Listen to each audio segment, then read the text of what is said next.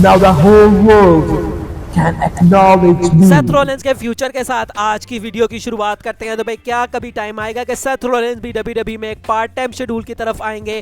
तो भाई recently Seth Rollins ने खुद इसके ऊपर क्लैरिटी दी। तो उन्होंने कहा कि भाई कम से कम 10 साल अभी मेरे अंदर लेफ्ट है कि मैं इस बिजनेस को फुल टाइम दूंगा, और 10 सालों के बाद मैं जो अंडरटेकर है उनकी तरह से सिर्फ रेसलमेनिया में देखने को मिला करूंगा।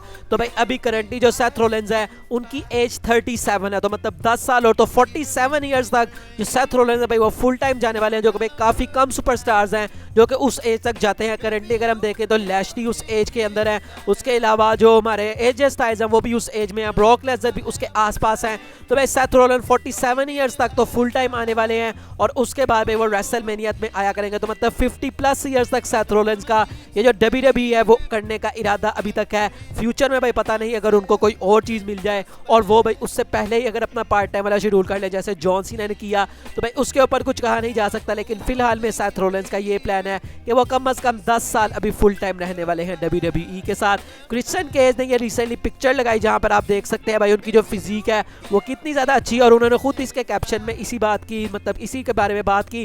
उन्होंने लिखा, I put the wrestlers half of my age to shame 49 and in my prime. तो भाई इस तरह से जैसे भाई सेथ रॉलिंस ने यहाँ पर कहा कि मैं 50 तक जाऊँगा, तो भाई ऐसे ही जो क्रिश्चियन केज है भाई वो भी 50 तक पहुँच चुके हैं, और अभी तक वो यहाँ पर रेसल कर रहे हैं। और काफ़ी ऐसे सुपरस्टार है जो कि भाई इंजरी के बाद आए हैं या हॉल ऑफ फेम है, लेकिन उसके बावजूद भी उनकी रिंग स्किल्स काफ़ी अच्छी हैं। जैसे एज की अगर हम बात करें तो लगता ही नहीं है कि एज रिटायर होकर इतने सालों के बाद आए हैं, अभी तक रिंग के अंदर जो उनकी एबिलिटीज़ हैं वो काफ़ी ज़्यादा अच्छी है। तो भाई क्रिश्चियन ने रिसेंटली ये पिक्चर जो है वो शेयर की, जो कि मुझे लगा भाई काफ़ी ज़्यादा मज़ेदार है। अगली स्टोरी हमारे डर्टी डोमिनिक मिस्टीरियो से जुड़ी है, जिन्होंने हिस्ट्री क्रिएट कर लिया फ्राइडे नाइट स्मैकडाउन में, और वो सबसे पहले सुपरस्टार बन चुके हैं जिन्होंने सेम वीक के अंदर तमाम शोज़ को मेन इवेंट किया है। तो भाई रॉ के अंदर भी वो मेन इवेंट में थे, टैग टीम मैच में जो NXT थी वहां पर उन्होंने नॉर्थ अमेरिकन चैंपियनशिप जीती, और फ्राइडे नाइट स्मैकडाउन में भी लास्ट मैच उन्हीं का था बुच के साथ। तो भाई मेन इवेंट मतलब जो लास्ट मैच होता है, मेन इवेंट स्मैकडाउन में कुछ और था, मतलब रोमन का सेगमेंट था, लेकिन भाई मैच यहाँ पर लास्ट डोमिनिक का था।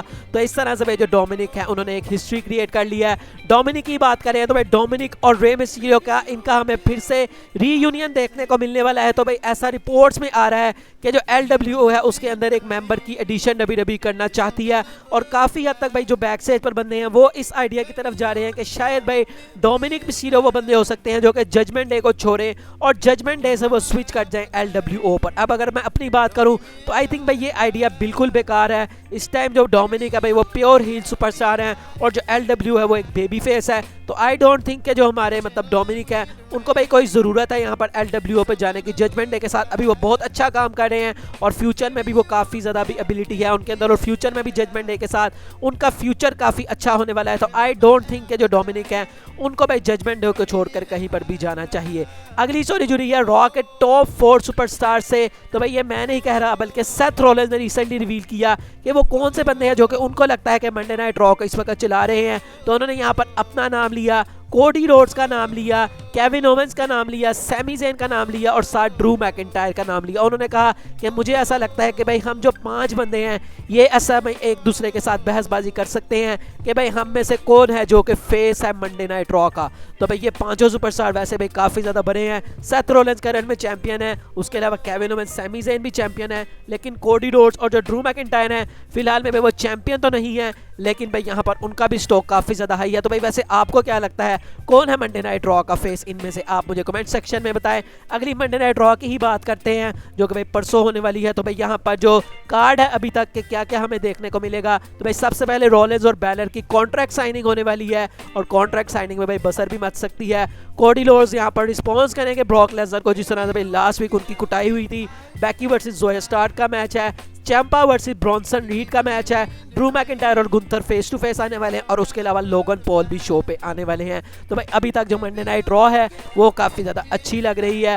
नेक्स्ट दोस्तों ये स्टोरी आप देखें, और भाई रोमन रेंस के इस डे के ऊपर थ्रो बैक किया गया है जब डे 1 में उनका ब्रॉक लेसनर के साथ मैच होना था फॉर द यूनिवर्सल चैंपियनशिप। और भाई ये रेसलिंग ब्लॉग ने भी लिखा है, और भाई वैसे हमें पता भी है कि उस टाइम पर रोमन रेंस भाई इस मैच को हारने वाले थे और ब्रॉक लेसनर बन जाने वाले थे यूनिवर्सल चैंपियन।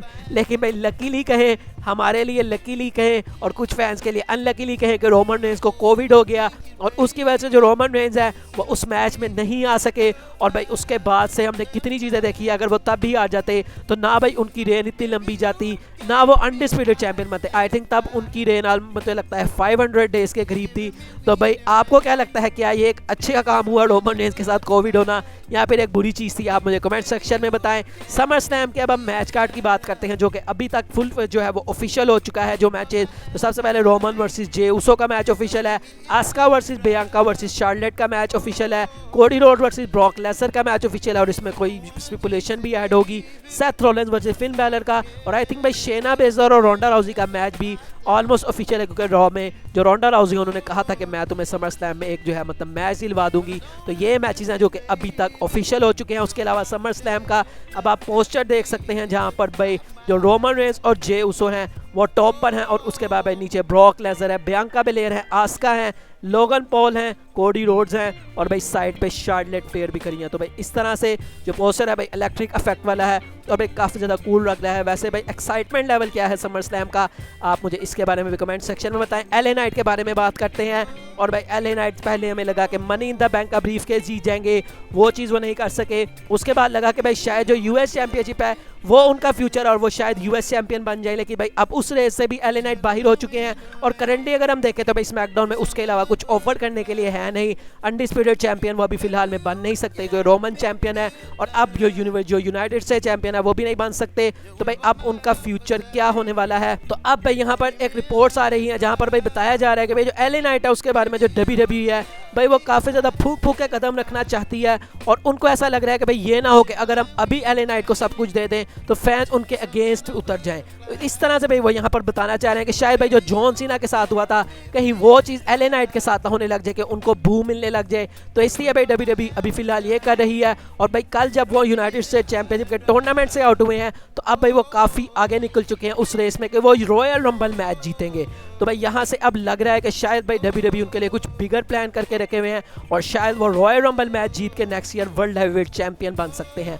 तो भाई पता नहीं एलए नाइट का फ्यूचर क्या है, लेकिन फैंस उनको काफ़ी बैक कर रहे हैं, और कुछ लोग उनको डैनियल ब्रायन से भी कंपेयर कर रहे हैं कि अगर डब्ल्यूडब्ल्यूई ने उनको वक्त के ऊपर पुश ना दिया तो शायद भाई डैनियल ब्रायन वाला केस होगा और ज़बरदस्ती उनको पुश देना पड़ेगा। और क्या पता भाई डैनियल ब्रायन जिस तरह हैवीवेट चैंपियन बने थे, जो एलए नाइट है वो भी हमें हैवीवेट चैंपियन बनते हुए दिखाई दे नेक्स्ट ईयर की रेसलमेनिया में। तो लेट्स सी भाई क्या नेक्स्ट ईयर की रेसलमेनिया एलए मेनिया बन पाती है या नहीं। अगली स्टोरी की तरफ बढ़ते हैं, और भाई रेसल ओपीएस की ये ट्वीट देखें जहां पर वो बेसिकली गिला कर रहे हैं शायद डब्ल्यूडब्ल्यूई से कि 1000 डेज होने वाले हैं और अभी तक जो वुमेन्स का मैच है वो मेन इवेंट में नहीं आया किसी भी पेपर व्यू के। तो भाई यहाँ पर मैं तो भाई इस गिले से मतलब कि ज़रा भी एग्री नहीं करूँगा। भाई इस वक्त वुमेन्स डिवीजन में इतना कुछ आज चल ही नहीं रहा कि उसको आप मेन इवेंट के ऊपर लेके, और वैसे भी भाई रोमन रेंस अगर किसी पीपीवी में है तो भाई उसमें कोई चांस ही नहीं बनता कि वुमेन्स का मैच मेन इवेंट में आए। तो नो डिसरिस्पेक्ट, पर मुझे नहीं लगता कि भाई फिलहाल अभी कोई भी चांस है कि कोई भी वुमेन्स का मैच किसी भी पेपर व्यू को मेन इवेंट करे।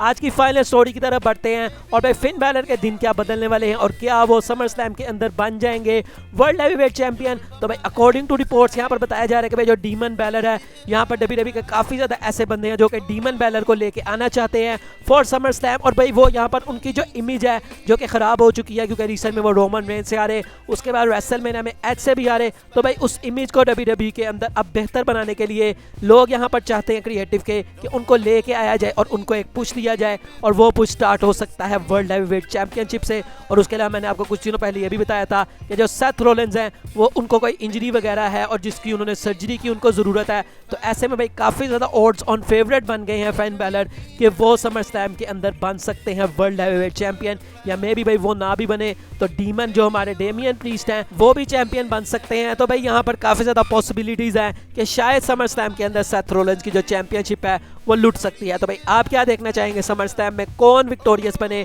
और कौन बने वर्ल्ड हैवीवेट चैंपियन, आप मुझे बताएं। बाकी आज की वीडियो यही तक भी अच्छी लगी हो तो लाइक कीजिएगा, चैनल को सब्सक्राइब कीजिएगा। मिलेंगे नेक्स्ट वीडियो में, तब तक के लिए अपना बहुत सारा ख्याल रखिएगा। मुझे दीजिए इजाज़त, शब बखैर।